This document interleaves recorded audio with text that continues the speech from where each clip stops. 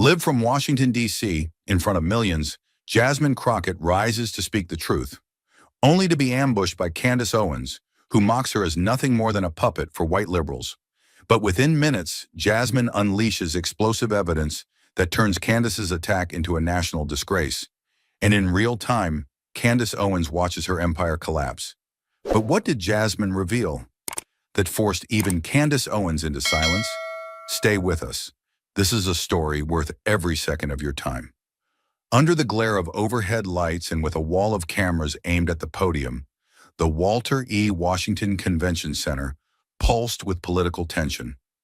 Over 5,000 attendees packed the room, elected officials, civil rights lawyers, and journalists shoulder to shoulder, waiting for the first sparks of what had already been called the most combustible event of the year. The event, titled Truth in Race and Speech, had promised sharp dialogue about race, media, and identity, but no one anticipated the storm that was about to erupt. Jasmine Crockett, dressed in an elegant but restrained black suit, stepped onto the stage with the measured grace of a woman who had spent years walking into hostile rooms. Her presence carried weight, the kind forged through lawsuits, hearings, and centuries of inherited silence. But as she approached the mic, murmurs rippled across the crowd. Something had changed. Candace Owens, never listed, never confirmed, was walking briskly down the center aisle. A black silk blouse, pristine makeup, and a smirk that dared anyone to challenge her authority. And in that single moment, the air turned from electric to incendiary. Without waiting for protocol or permission, Candace ascended the side platform like it was built for her alone. She grabbed the mic and delivered her opening blow before a single name was introduced. The era of professional victims is over. Gasps, camera shutters, whispers spreading like wildfire. Every black attendee, every ally, every journalist present knew exactly who that was aimed at. It wasn't just rhetorical, it was a declaration of war. Jasmine remained seated, unmoved, watching Candace like a soldier studies an enemy's first misstep. But the damage was done. Candace Owens had hijacked the beginning of a national forum to launch a personal assault, weaponizing her platform not to uplift, but to divide. And Jasmine, she didn't flinch. Not because she wasn't furious, but because she knew real power doesn't respond to noise. It waits until silence demands an answer. But Candace wasn't here to debate. She came to draw blood, and she had just made her first cut. Candace didn't pause to weigh the room. She didn't glance at the moderator or give Jasmine a chance to respond. She stepped forward into the center of the stage, mic gripped like a dagger, her voice sharper than ever, measured, malicious, and rehearsed to land like a slap. "Let's stop pretending," she said, pacing slowly as if lecturing a courtroom of students. Jasmine Crockett isn't a truth teller. She's a doll of the white Democratic elite. They wind her up, and she says what they want her to say. She knows it's not real, but she does it anyway because it gets applause. Her words didn't rise in volume. They didn't need to. Every syllable was delivered with the precision of someone who knew exactly where to aim to cause the most damage. There was no mistaking her target, not Jasmine's politics, not her arguments, but her integrity, her blackness, her agency, her worth. The air turned heavy. Some audience members shifted uncomfortably. Others exchanged tense glances. And Jasmine? She sat completely still, not because she didn't hear it, but because she had heard versions of it her entire life. Sometimes whispered, sometimes shouted, but always carrying the same poison. That she was only where she was because someone allowed it. That a black woman with power must have borrowed it from someone whiter, richer, or louder. Candace had simply said it aloud in a room full of cameras. But that wasn't bravery. That was betrayal. And Jasmine knew the room was watching to see if she'd explode. Break. Fight fire with fury. She didn't. She rose, but not with haste, not with rage. She stood like a closing argument, calm, composed, and unmistakably final. She looked Candace dead in the eye, not with anger, but with quiet authority, the kind that doesn't shout because truth doesn't need a megaphone. "I don't work for a party," Jasmine said. Her voice was low but unshakable, every word clipped with purpose. "I work for the truth, something you abandoned a long time ago." And that was it. No insult, No embellishment, just a verdict. There was a beat of silence so deep it felt like the whole room inhaled at once and forgot to exhale. The power of what had just been said didn't come from volume, but from restraint. Jasmine hadn't taken the bait. She dismantled the entire premise of Candace's attack, not by matching fire with fire, but by turning the mirror back on her. And it showed. The crowd began to shift. One woman in the second row nodded slowly. A man in a law school hoodie stood up. Then another. Then another. In seconds, half the room was on its feet, not clapping wildly but rising in solemn solidarity. It wasn't applause. It was alignment. Jasmine hadn't defended herself. She had exposed something deeper. The exhaustion of constantly proving one's value to people committed to misunderstanding you. And in that moment, she didn't just win the room. She reclaimed something far more powerful. Respect. But Jasmine Crockett hadn't come to exchange insults. She came to deliver truth. And now it was time to let Candace hear her own voice without the safety of applause. Jasmine didn't raise her hand, didn't gesture for silence. She simply turned toward the technician in the corner of the stage and gave a single nod. The overhead lights dimmed by a fraction, and suddenly the main screen behind her came to life. A grainy video flickered into view, time-stamped October 12th, 2018, filmed inside a private fundraising dinner hosted by a conservative think tank in Virginia. Candace Owens stood at a mahogany podium, wine glass in hand, laughing casually with a room full of donors whose faces blurred conveniently in the shadows. Then her voice, unfiltered, undeniable, rang through the speakers.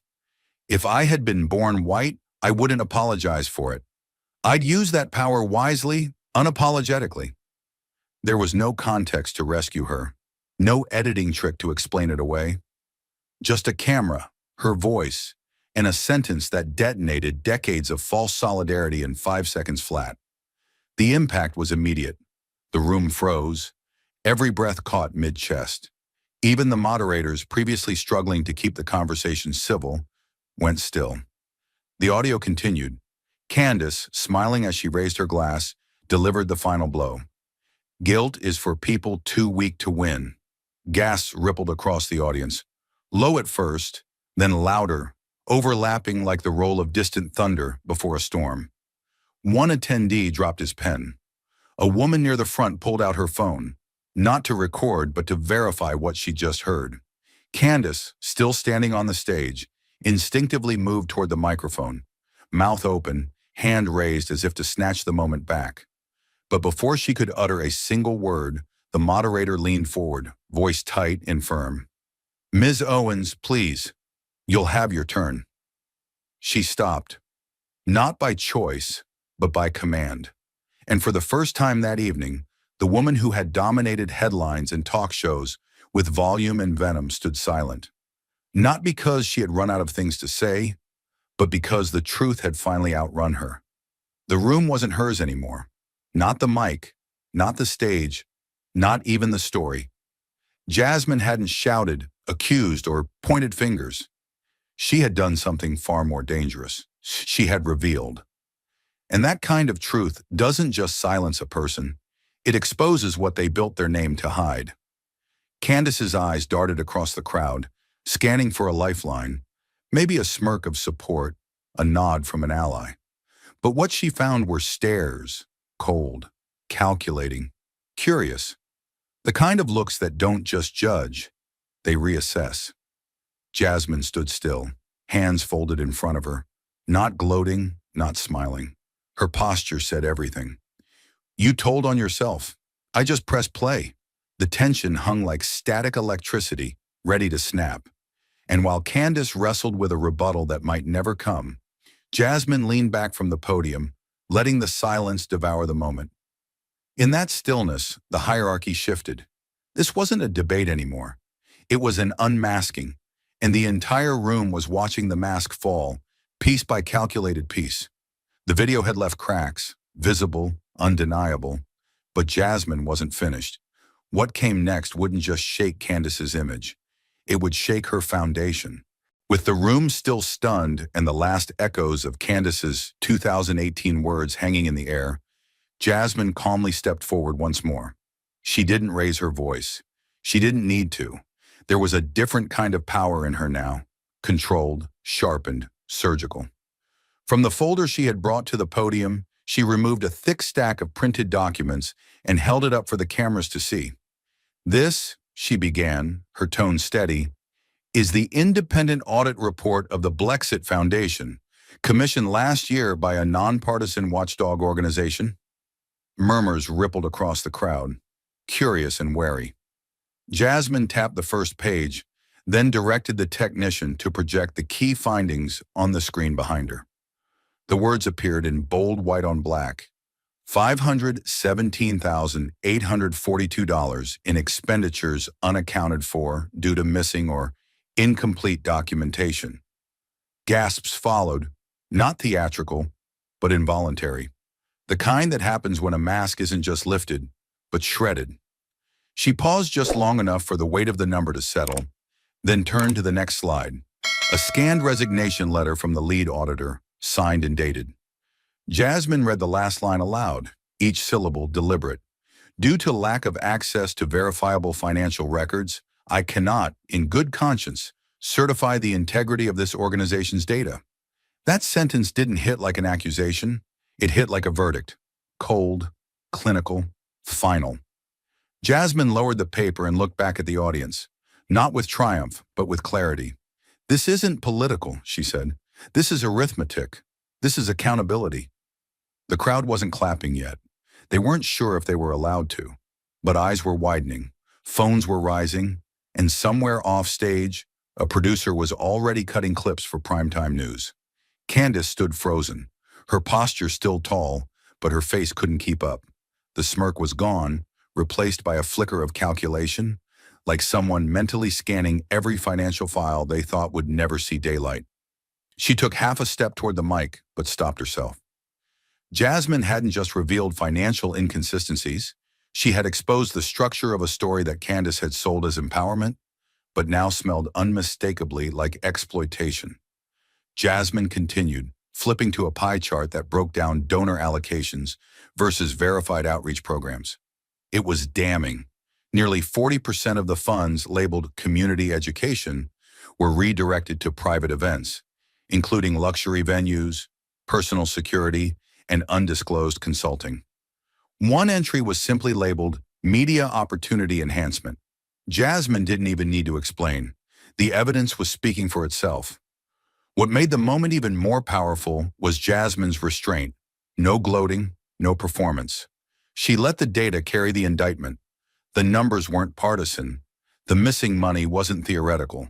And the auditor's resignation was a blade of truth Candace couldn't dull with charisma or commentary. The camera zoomed in on her face, and for a brief, unguarded second, the crowd saw what she didn't want them to. Fear, not panic, not outrage. Fear. The kind that only comes when the lie is no longer yours to control. Jasmine turned one last page and looked up. When you speak for a community, you're not just responsible for your words. You're responsible for every dollar they trusted you with. And just like that, she stepped back. The screen went dark. The silence returned. But this time it belonged to Jasmine. But missing dollars were only the beginning. What Jasmine revealed next didn't just question Candace's leadership. It called into doubt the morality behind her entire movement. Jasmine's fingers moved slowly across the final set of documents, like a surgeon preparing for the most delicate incision. The room was silent again, not from politeness, but anticipation. Multiple former staff members of the Brexit Foundation, she began, have come forward with sworn statements. She didn't need to raise her voice. She just needed to say the next sentence. And she did. They allege they were pressured to sign NDAs, non-disclosure agreements, upon resignation, many under threat of lost wages or retaliation. A wave of shocked whispers rolled across the audience like a slow-moving fire. Jasmine clicked the remote in her hand, and a new slide appeared. Each quote typed in bold white letters on black background, faceless but deeply human. One read, "I was told if I spoke about where the money went, I'd never work in this city again." Another, "I didn't know what I was signing. They said it was standard exit paperwork, but it was a silence contract." The weight of those words wasn't just in what they said, but in how familiar they sounded to anyone who had ever been silenced for telling the truth. Jasmine didn't blink. She turned the page and read from a deposition. I believed in the mission, but I left when I realized the mission was being sold to people who would never see a dime of what they donated. The camera feed jumped, automatically zooming in on Candace Owens' face. Every lens turned in unison, as if pulled by gravity. The lighting, once flattering, now cast her in harsh shadow. Her jaw tightened, her eyes darted. And for the first time that night, Candace didn't look like the woman in control. She looked like the woman being questioned. Jasmine lowered the page slowly, letting the silence punctuate each syllable like a final warning. You don't gag people who work in truth, she said, her tone now edged with steel. You gag people when you're hiding something. There was no cheer, no applause, just stillness. The kind of stillness that made you forget you were in a room full of people, because all you could hear was the sound of trust breaking. And Candace, she didn't speak. She didn't move. Because in that moment, every camera in the room was asking her a question she couldn't afford to answer. What are you so afraid they'll say? Jasmine stepped back from the mic, the slide still glowing behind her. The quotes frozen like courtroom testimony broadcast to a nation already forming its own verdict. The moment wasn't loud. It didn't have to be. It was devastating in its precision, an unspoken acknowledgement that behind the branded slogans and polished optics was a reality far uglier. Jasmine hadn't just revealed silence. She had given it a voice. And in doing so, she hadn't just exposed a leader. She had liberated the truth that leader tried to bury. Cornered by evidence, exposed by her own words, Candace did what wounded power always does. She lashed out, loud enough to distract, desperate enough to betray her own composure. Candace shot up from her seat like a spring uncoiled, eyes flashing, her breath shallow, but voice sharp. This is ridiculous, she spat into the microphone, stepping forward with the urgency of someone trying to seize back control that had already slipped through her fingers. Jasmine Crockett is a hypocrite of the highest order, she barked, her tone no longer cool or composed but cracked with fury. She talks about integrity while accepting money from foreign-tied organizations, funds funneled through so-called justice groups backed by Chinese soft power. Gasps spread again, but this time not in support, in disbelief. The accusation felt wild, off course, like a flare shot in the wrong direction. But Candace wasn't thinking of truth anymore. She was thinking of survival. Her voice rose louder, trembling slightly. How dare you lecture me about transparency when you're part of the same global network trying to destabilize this country from within? The room tensed. The kind of tension that doesn't invite a response. It dares one. Candace stood with one arm outstretched, accusing, her other hand gripping the side of the podium, so hard her knuckles blanched white. Her words echoed like a courtroom objection with no legal ground. Eyes shifted to Jasmine. Was she going to ignore it? Walk away? Sputter into outrage like Candace had hoped? But Jasmine didn't flinch. She turned, slowly, deliberately, and walked to the mic with the calm of a woman who had heard worse, and walked through fire without ever smelling like smoke. She leaned in, just enough for her voice to meet Candace's storm, with a whisper that cut deeper than any scream. Every dollar I've received is listed, public, traceable, and audited. She held Candace's gaze like steel to glass. But since we're asking questions? She stepped to the side and turned to the crowd, her voice still razor sharp, but now directed to the nation watching, the people in the back rows, the ones Candace had forgotten. When will you, Candace Owens, release the list of your anonymous donors? The ones who fund your platform, your studio, your events? The ones who write checks but stay hidden while you preach about truth? A hush fell over the hall like gravity had thickened the air. Cameras snapped. Some reporters stopped typing and just stared. There was no stutter in Jasmine's voice, no edge of uncertainty, only clean, lethal precision. Because until then, she added, the only thing unclear here is who really owns your outrage. Her words didn't echo. They landed, solid, final, a blow that needed no follow-up. Candace tried to speak again, but the microphone was already reclaimed. Jasmine stood taller than ever, and this time, even her silence was louder than Candace's shouting. But Jasmine wasn't done, because truth doesn't stop when the noise fades. It keeps digging, and this time, it struck the core of Candace's entire empire. Without waiting for applause or reaction, Jasmine calmly slid another document from the folder. This one stamped with the unmistakable watermark of the Federal Ethics Review Board. She didn't raise her voice, but her tone had changed. It wasn't just composed anymore. It was surgical. She turned toward the screen and clicked, revealing a high-resolution scan of a payment authorization memo. The logo in the corner read, Heritage Influence Institute, a think tank long criticized for sowing racial division under the guise of American preservation. Jasmine read from the report, her voice like glass slicing through fog. In fiscal year 2022, Ms. Owens received a series of honoraria totaling $275,000 from Heritage Influence, with no public disclosure or classification under personal income. She paused, let it hang, then added, this, despite the Institute being under bipartisan investigation for racially targeted digital misinformation campaigns in Black and Latino communities. The oxygen seemed to vanish from the room.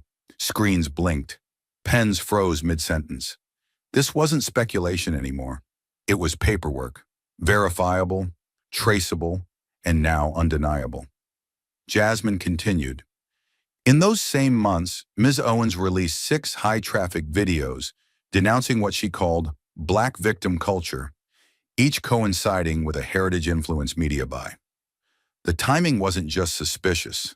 It was strategic, coordinated, and deeply manipulative.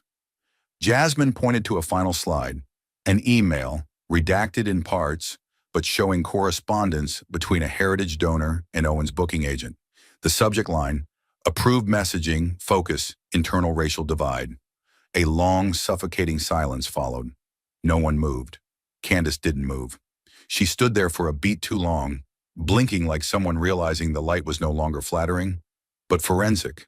The crowd watched as her shoulders slumped, her hands slowly dropped to her sides, and without a word, she turned away from the mic. She didn't storm off. She didn't fight back. She simply lowered herself into her seat, not with grace, but with collapse. The kind that happens when there's nothing left to defend that won't bury you deeper.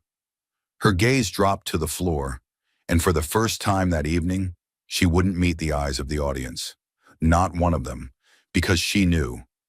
They had all seen it now. Not the mask, not the brand, but the machinery behind it. Jasmine, meanwhile, stood still, unsmiling, unflinching. Her expression was not one of triumph, but of necessity. She hadn't come to humiliate. She had come to remove a lie that had been fed to her community as truth. And now, stripped of pretense, stripped of power, the architect of that lie sat in silence, beneath the weight of the truth she thought she could outrun. But in the ruins of her unraveling defense, Candace didn't fall silent. She reached for one final jab. What came out wasn't just careless, it was revealing. She gripped the edge of the podium like someone clinging to the last piece of wreckage after a shipwreck. Her voice was low at first, hoarse with something between anger and exhaustion, but it rose with each word, trying to reclaim the authority she had lost over the past hour. You all sit here pretending like you're brave, she muttered, her eyes locked on the audience. Not Jasmine. But you're not. You're entitled. You've built careers out of victimhood. You think the world owes you something just because of how you look or where you came from. Then she paused just long enough for her next words to land like a slap. I don't need to prove anything to people who walk through life thinking they're owed something. The silence that followed wasn't just still, it was shocked. Not the dramatic gasp of a theater crowd, but the kind of stillness that settles over a room when something cuts too close to the bone. It was a statement that peeled away every layer of performance Candace had worn. A sentence too raw, too revealing, too honest in the worst possible way. She hadn't meant to say it. That much was obvious in her eyes, but she had, and there was no pulling it back. The words floated in the room like smoke from a slow-burning fire. Jasmine didn't interrupt. She didn't speak over her. She waited. She gave Candace the full space to hang herself in her own language. And then, when the final syllable faded and Candace's shoulders sank from their defensive height, Jasmine stepped forward. Her body didn't move fast, but there was a quiet certainty in every stride. She didn't grab the mic. She took it with care, with control, the way one might lift a torch from someone who had no right to hold it anymore. And then Jasmine said one sentence. So when George Floyd begged for breath, was he just another person who thought the world owed him something? The effect was instant, seismic, and suffocating. A single question that reduced everything, every speech, every defense, every justification, to dust. The words didn't echo, they sank into every chair, every chest, every silence. No one moved, no one could. Even Candace, who moments earlier had stood shouting her truth, stood paralyzed now, mouth slightly open, eyes wide, but not blinking. There was no path forward, no soundbite that could undo what had just been asked. It was more than a rhetorical strike. It was a mirror, and Candace saw herself in it and didn't like what was staring back. A woman in the second row dropped her head and covered her mouth. A cameraman forgot to zoom, his hands frozen on the lens. One of the moderators, holding his clipboard like a shield, slowly lowered it, unsure whether to step in or simply let the moment breathe. But it wasn't breathing. The air had changed. This wasn't a forum anymore. It had become something heavier, sacred even, not because of volume or drama, but because in one sentence, Jasmine had done what no rebuttal, no data, no statistic could do. She had made injustice personal. And in that moment, justice didn't sound like a speech. It sounded like a question no one had ever forced Candace Owens to answer, until now. But truth rarely needs a stage. It only needs someone brave enough to tell it. And this time, the final blow didn't come from Jasmine Crockett. It came from the inside. Just before dawn the next morning, as most of the country was still processing what had happened on that stage in Washington, D.C., a single article appeared on Substack. It didn't shout. It didn't beg for attention. It simply existed, with a title that read like a quiet confession. What I Saw Behind the Curtain, My Time with Candace Owens. The author was Marcus Ellison, a name known only in political backrooms, a former senior communications aide for the Blexit Foundation and one of Candace's most trusted operatives. In the post, Ellison didn't begin with bitterness or blame. He began with belief. He wrote about how he once admired Candace's fearlessness, how he thought they were building something that gave power back to voices ignored by both political parties. But then, piece by piece, that illusion fell away. And now he was ready to tell the country why. What followed was not a rant. It was a reckoning. Ellison laid out, in calm, measured language, a detailed timeline of private meetings, internal memos, and untraceable cash flows. The most jarring revelation sat quietly in the middle of paragraph 7. In 2021, I personally processed a $205,000 direct payment from a Washington-based lobbying firm, American Liberty Lobby, to Ms. Owens' speaking bureau. The memo was clear: promote anti-immigrant narratives with a particular emphasis on internal threat optics, targeting undocumented Black immigrants. Ellison didn't stop there. He attached screenshots of Slack messages where Candace's team debated which cities would provide the most dramatic contrast for her on-camera walkthroughs. He included calendar invites labeled Messaging Sync, Border Chaos Week, and emails with subject lines like preemptive talking points if asked about donor connections. Every word was backed by evidence, every claim corroborated by receipts. But it wasn't the numbers that hurt the most. It was the intent behind them. Ellison wrote, "We weren't creating awareness. We were creating fear. And the faces we used to generate that fear looked like mine, looked like hers." He spoke of his discomfort, the nights he couldn't sleep after ghostwriting posts that painted desperate families as infiltrators, after filming segments that reduced real pain into cinematic outrage. He admitted complicity, not to excuse himself, but to say, with painful honesty, we knew. And we did it anyway, because it paid well. Within hours, the post was everywhere. CNN ran a breaking headline by mid-morning: Candace Owens accused by former staffer of accepting funds to spread anti-Black immigrant messaging. By noon, MSNBC had dedicated a full segment to it, replaying Jasmine Crockett's confrontation as prelude to what was now being dubbed the Ellison Papers. The Guardian went further, describing it as a chilling look into how racial division is not only politicized, but monetized by those who look like the communities they harm. Online, the fallout was immediate and volcanic. Activists who had once been silenced under the weight of Candace's platform now had validation. The hashtags #EllisonLeaks, #Candace Unmasked, and #Who Paid You trended globally. TikTok creators read the post aloud, line by line. Twitter/X became a digital tribunal. And Facebook, once a safe haven for her content, began seeing mass deactivations of her supporter pages. The most quoted line from the entire piece wasn't even the most dramatic. It was devastating because it was quiet, plain-spoken, and true. This was never about lifting Black voices. It was about picking which ones to silence and profiting from the rest. It struck something raw, not just about Candace, but about the machinery she had become part of. A machinery that didn't build power. It bought influence. That didn't fight oppression. It rebranded it in conservative clothing and sold it back to the masses as empowerment. And perhaps the clearest signal that the tide had turned came from inside her own camp. Sponsors pulled logos from her social media within hours. Speaking invitations were postponed. A major publishing deal, previously slated for announcement, was quietly shelved. But more than any of that, it was the silence from Candace herself that screamed loudest. For 36 hours, she said nothing. No video, no podcast, no tweet. It was uncharacteristic, and it was telling. When she finally did release a 3-paragraph statement dismissing Ellison's piece as the bitter ramblings of a disgruntled former employee, it fell flat. Not because it lacked venom, but because it lacked credibility. Too many details, too many files, too many people had seen it. Even those who had once defended her publicly issued statements of grave concern and a need for transparency. In the arena she once commanded, her credibility was now fractured beyond repair. Jasmine Crockett never commented directly on the article. She didn't have to. Her confrontation had been prophetic. She had peeled away the surface, and now the public could see what had been hiding underneath all along. As Ellison's final paragraph echoed across screens and sound bites, it brought everything full circle.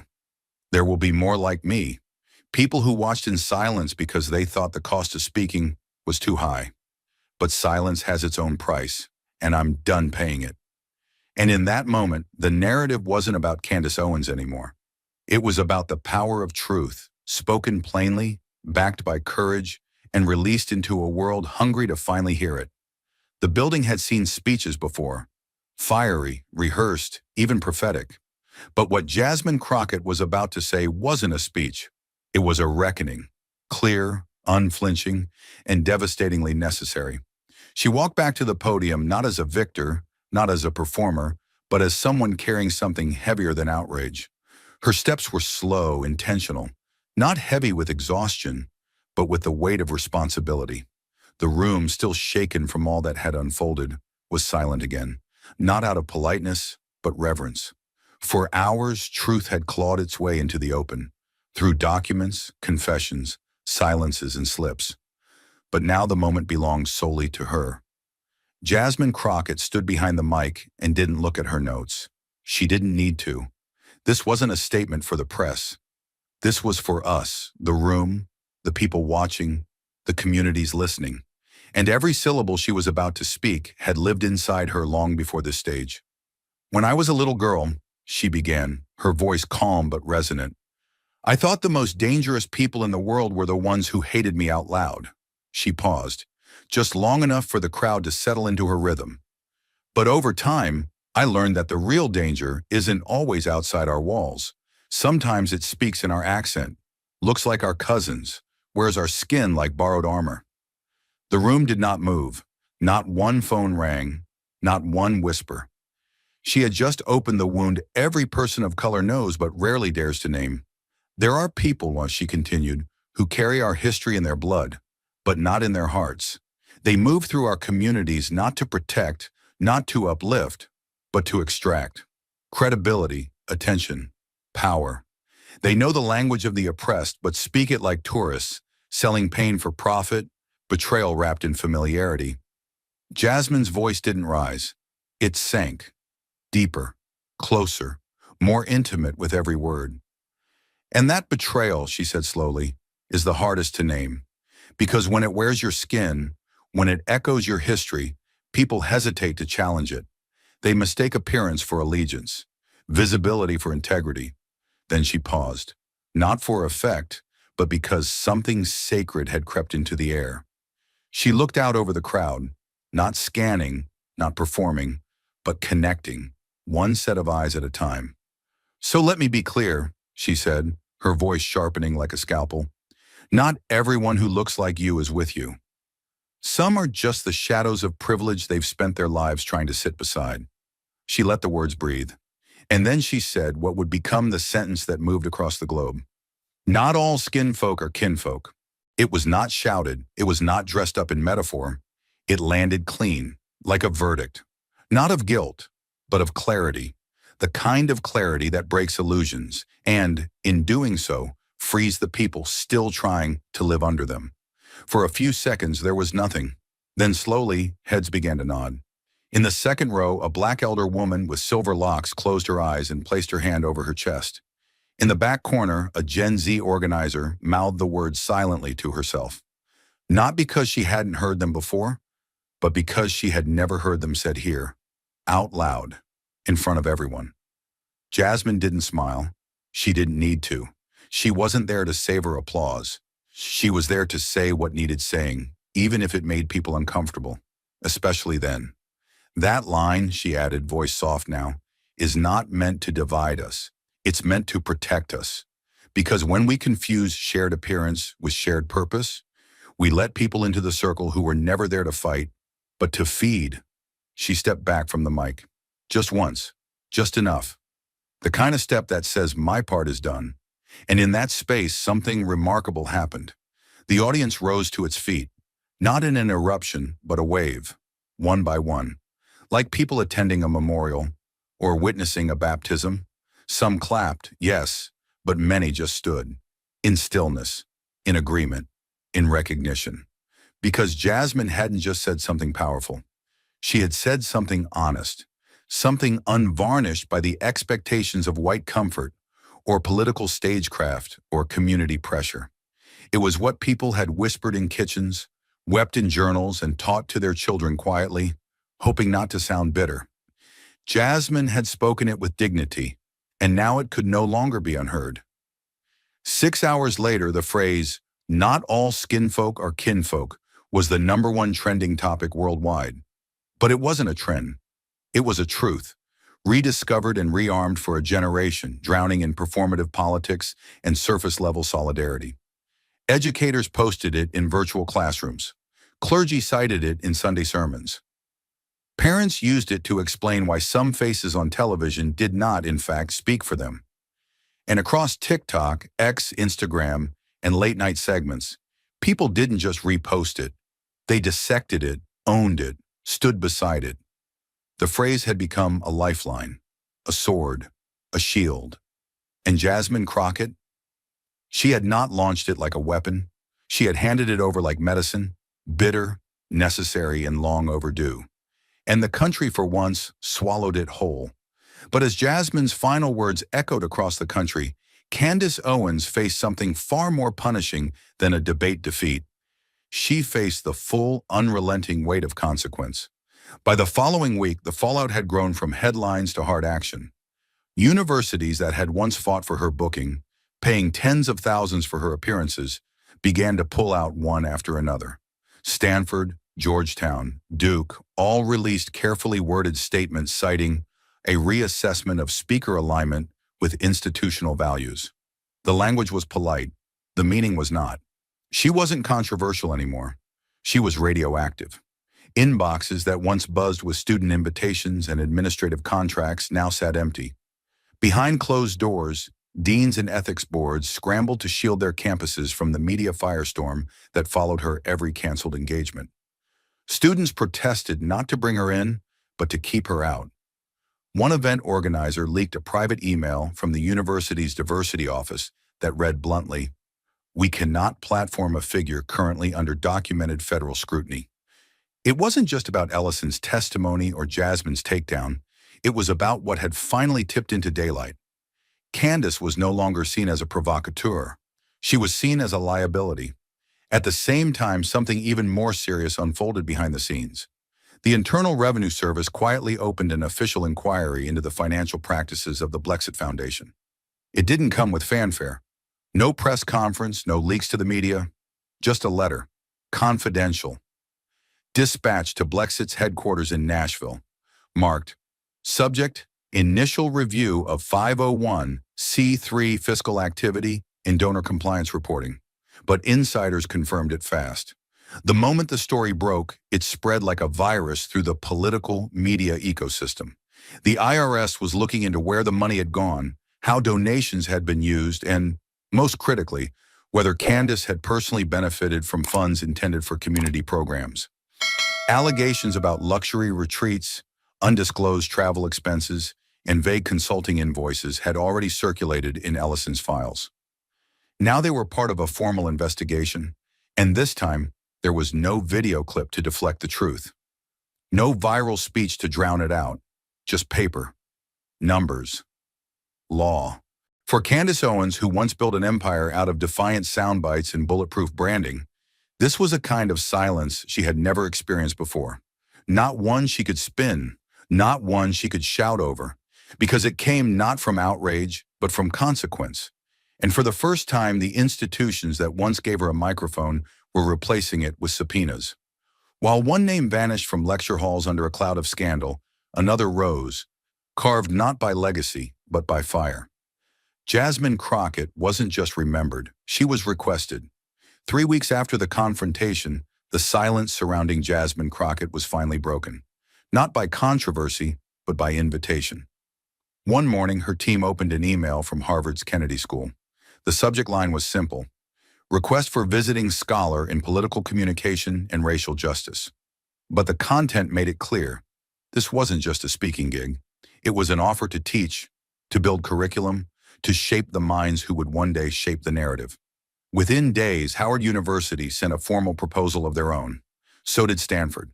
The three institutions, each a pillar of academic power, were aligned on one thing.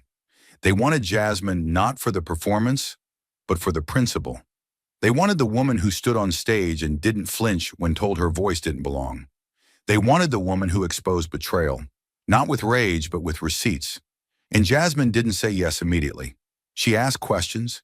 She asked if the institutions were ready to hear hard truths, not just about race, but about the subtle ways privilege had shaped even their most progressive classrooms.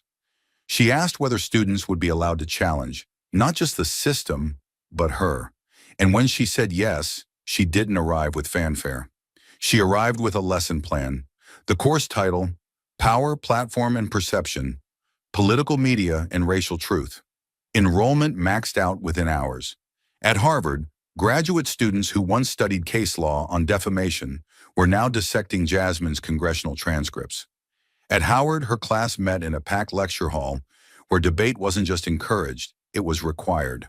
And at Stanford, media ethics professors rewrote sections of their curriculum to reflect her televised exchange with Candace Owens as a defining case study in 21st century political messaging. But what shocked administrators the most was what happened in the departments outside hers. At the School of Education, professors pulled her transcript into lessons on culturally responsive pedagogy. In journalism programs, her courtroom dismantling of disinformation became required viewing before any student could graduate. And in one unprecedented move, the Department of Sociology at Stanford officially recognized the Crockett-Owens incident as a live case in structural narrative conflict. A moment that revealed not just individual bias, but systemic manipulation cloaked in familiar identity. Jasmine's words, once attacked, twisted, dismissed, were now quoted in term papers, inscribed on whiteboards, and debated in faculty seminars. The line that had stunned the world, "Not all skin folk are kinfolk," was printed in the syllabus under a module titled Performative Proximity and internalized supremacy. But students didn't just study it, they felt it. Because for many it was the first time someone had given voice to a fracture they'd always sensed but never dared name. More than recognition, Jasmine had sparked realignment. She had become the academic manifestation of a principle too often treated as political theater, that justice isn't about volume, it's about clarity. That power isn't about how loud you speak, it's about what happens when you speak and the room listens. And because of that, her story, the confrontation, the collapse, the revelation, was archived not just in memory but in method. In the fall semester that followed, the University of Chicago and Columbia both adopted a new interdisciplinary course, Narratives of Trust, Race, Media, and the Battle for Authenticity. The central case study, Jasmine Crockett vs. Candace Owens. Because Jasmine didn't just win a debate, she rewrote the curriculum on how truth is told. But what Jasmine Crockett left behind wasn't a trending phrase or a televised victory. It was something quieter, deeper, and far more enduring, etched not in the headlines but in the hearts of those who watched her stand where truth had been denied for too long. The auditorium had emptied in waves, first the media crews, then the student volunteers, then the donors and academics who had come expecting rhetoric but left shaken by reality. The lights were low now, casting long shadows across rows of empty chairs and half-folded programs. In the quiet aftermath, Jasmine Crockett moved down the center aisle, the sound of her own footsteps echoing in the silence. There were no chants, no flashing lights, just the quiet pull of a long, heavy moment coming to its end. She held nothing in her hands, yet she carried the weight of something most people spend lifetimes avoiding: the cost of speaking truth when silence would be safer. She walked slowly, not out of fatigue, but reflection. Every step forward felt like a release, of every insult swallowed, every door slammed, every panel she'd been invited to just to be ignored once seated. She had spent her life navigating rooms that tolerated her presence but never expected her power. And tonight that had changed. Not because she proved she could stand among giants, but because she showed that most of them were only tall from a distance. She was 10 feet from the door when she heard it. A soft shuffle, sneakers, small ones, brushing against carpet. She turned and saw a young black girl, no older than 7, weaving carefully through the chairs like she knew exactly where she needed to be.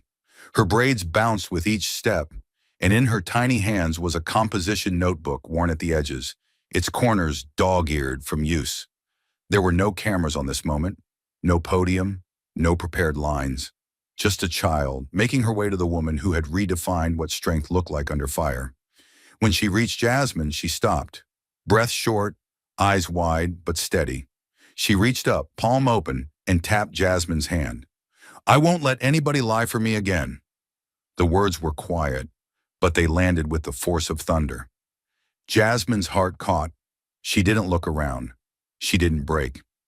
She just lowered herself slowly so she could see the girl at eye level and held her gaze. That little girl didn't flinch. She didn't smile either. She knew what she was saying. It wasn't a compliment. It was a promise. A vow born not out of admiration, but awakening. For a moment, nothing moved.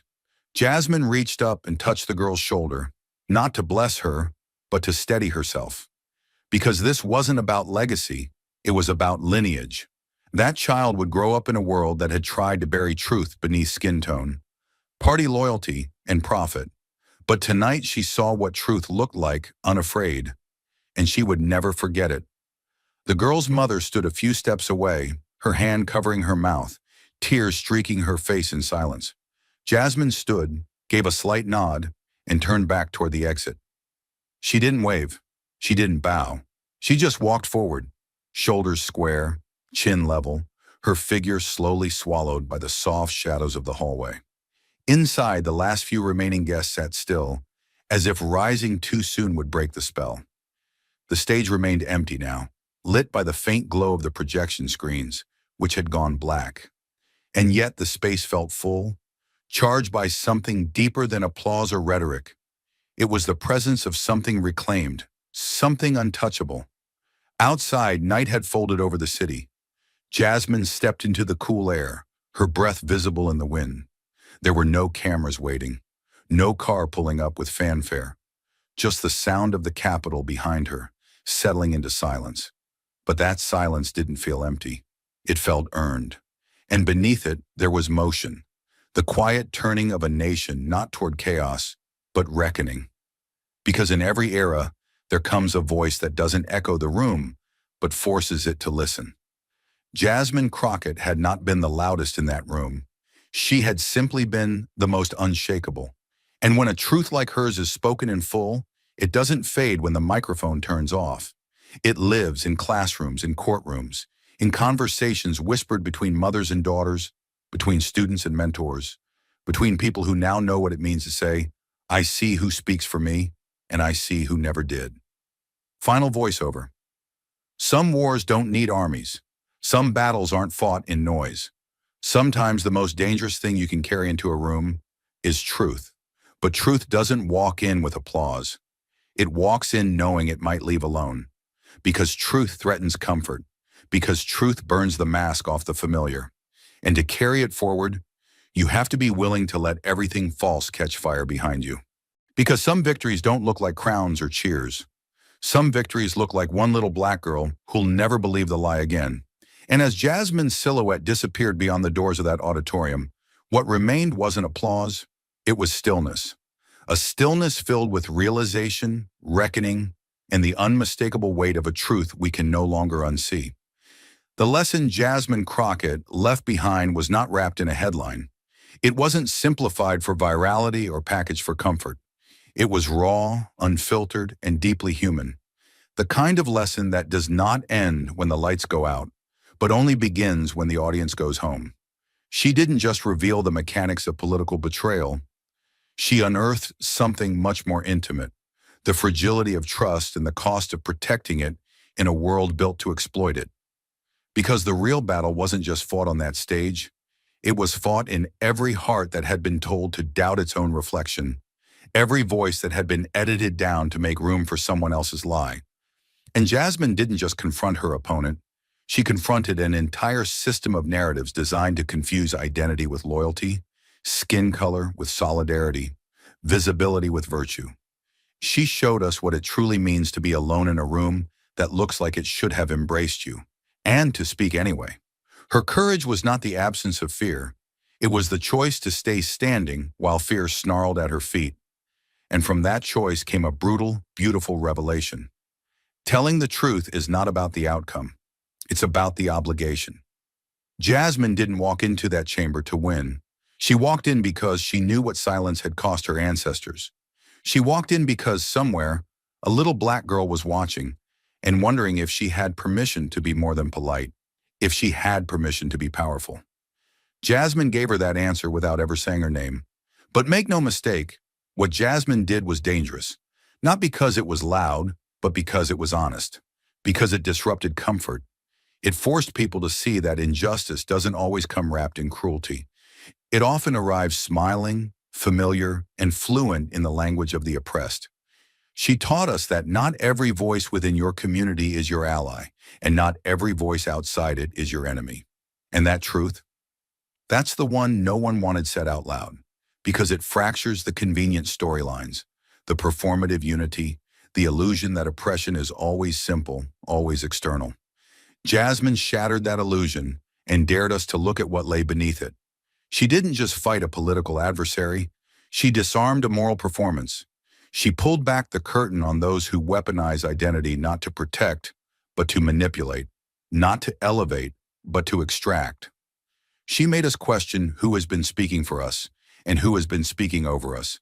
And in doing so, she taught us that fighting for justice is not always about marching in the streets. Sometimes it's about standing in a room full of people who look like you and saying something they don't want to hear. Sometimes it's about being labeled divisive for refusing to let your skin be used as someone else's cover. And perhaps the most profound part of her lesson was that truth is never convenient. It never arrives in perfect timing. It doesn't wait until the crowd is ready. It shows up bleeding and inconvenient, demanding to be acknowledged, and Jasmine Crockett met it at the door and gave it a microphone. In doing so, she reminded us of something this country has tried desperately to forget, that integrity cannot be performed. It must be lived, and it must be defended, not just when it's popular, but when it's dangerous. Especially then, because the system doesn't fear chaos. It thrives on it. It doesn't crumble under controversy. It absorbs it, repackages it, and sells it back as progress. What it fears, what it cannot monetize or manipulate, is clarity. Jasmine gave the country clarity, not with theatrics, not with branding, but with truth so direct it stripped away every excuse, every distraction, every carefully managed lie. And the moment she did, the question shifted. Not can she be believed, but can we live with what we now know? Her example makes cowards of those who profit from silence. It forces us to ask, what have we been defending? Who have we been protecting? And who has paid the price for that protection? Jasmine's lesson wasn't about villainy. It was about complicity, about the thousand small moments where we choose comfort over courage, optics over honesty, applause over accountability. And if we're honest, many of us have played along. We've laughed at the wrong joke. We've voted for the wrong face.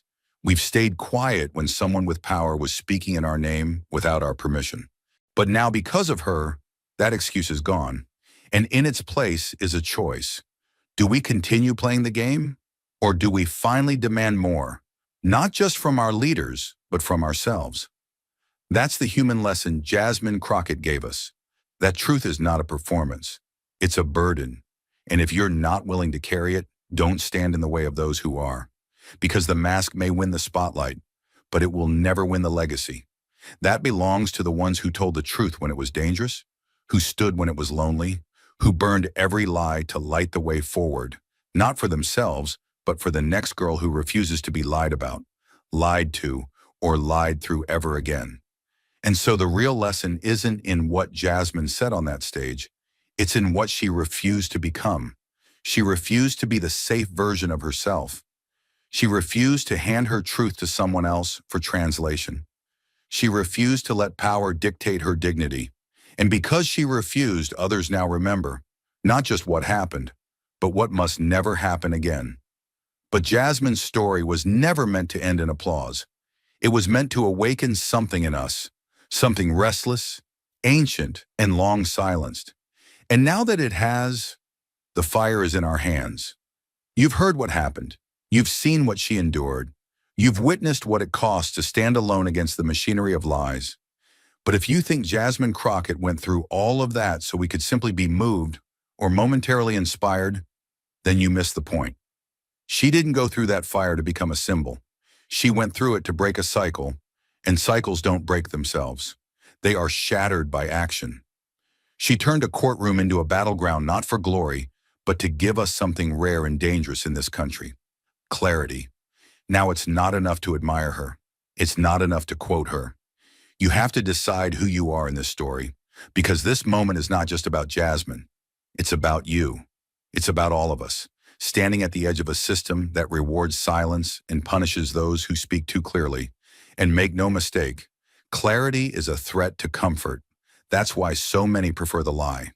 That's why they put microphones in the hands of performers who say what is safe, while people like Jasmine are told to soften, wait, or disappear. But she didn't. And because of that, you now have something rare, a blueprint, not for how to speak, but for how to refuse to be silenced, not for how to win power, but how to reclaim purpose. So what now? Now you organize, not just on social media, but in your communities, your schools, your city councils, your boardrooms. You take the fire Jasmine lit and carry it to every place still wrapped in shadows. You call out leaders who speak for you without you. You demand to see the receipts of their funding, of their alliances, of their actions. You stop confusing proximity with integrity. Just because someone looks like you doesn't mean they fight for you. Jasmine already taught us that. Now your job is to live like you believe it. Now you resist the urge to be silent when silence is safest. Speak in the uncomfortable moments, not after they pass. Defend those being erased while they're still here, not after they've been rewritten. Be the interruption. Be the moment the room shifts. Jasmine's power didn't come from how loudly she spoke. It came from how clearly she saw what others pretended not to. She didn't beg for respect. She exposed the lie that those who disrespected her had ever earned their place in the first place. That is the power of truth in a world built on theater. It unmasks, it unsettles, and it doesn't blink. Now you stop waiting for perfect heroes. Jasmine never claimed to be flawless. She didn't come with a polished origin story or a spotless resume. She came with conviction. And that's what we need more of. Not sanitized leadership, but honest ones. Stop demanding that people be perfect before they can be powerful. The same systems that hurt you will always try to disqualify the ones who fight for you. Jasmine stood not because she was safe, but because she refused to lie to stay safe. And that is what real courage looks like. Now you teach. You tell this story in schools, in barbershops, in living rooms, in churches. You don't let it be reduced to a trending topic. You turn it into curriculum. You turn it into a rite of passage. You teach young people that representation is not enough, that survival is not liberation, that they have the right and the duty to ask hard questions, even of those who claim to lead them. You teach them that Jasmine didn't win a debate. She exposed a culture. And that culture doesn't fall in one night. It falls when enough people see it, name it, and refuse to be part of it. Now you get loud where they want you quiet. You speak in rooms where you were once expected to shrink. You write the op-eds, lead the panels, file the lawsuits, ask the uncomfortable questions in the meetings. You show up, even when it's hard, especially when it's hard. Jasmine did not stand so we could go back to business as usual. She stood so we could change what's considered usual altogether. If your workplace still rewards neutrality over truth, change it. If your movement is being co-opted by those more interested in fame than justice, call it out. If your school teaches history without honesty, demand more. This is not about performing resistance, it's about living it. And finally, now, you protect the next Jasmine, because she won't always come with a platform or a microphone. She might be a student who challenges the professor's curriculum, a whistleblower inside a nonprofit, a worker organizing in silence, a young girl who says, "I won't let anyone lie for me again." Protect her. Don't ask her to tone it down. Don't make her feel crazy. Don't leave her standing alone. Because Jasmine didn't just break silence. She gave others permission to speak too. And it is our job now to ensure they are not met with the same fire unless they are standing with others. Not alone. Because this is how real change begins. Not with one name going viral, but with 1,000 people rising in their own spaces, carrying the same torch. Let the institutions feel the pressure. Let the liars feel the heat. Let the next generation see what it looks like when truth no longer asks permission. This is your line in the sand. Do not step back from it. Step forward, and do not wait to be ready. The truth is already burning. All that's left is for you to carry it. Thank you for watching until this moment and for standing with us on this journey for justice. Your support means everything. Like, subscribe, and turn on notifications so you never miss what's next. And we'd love to hear your thoughts. Leave a comment below and let us know what moved you most in this story. Together, our voices make a difference.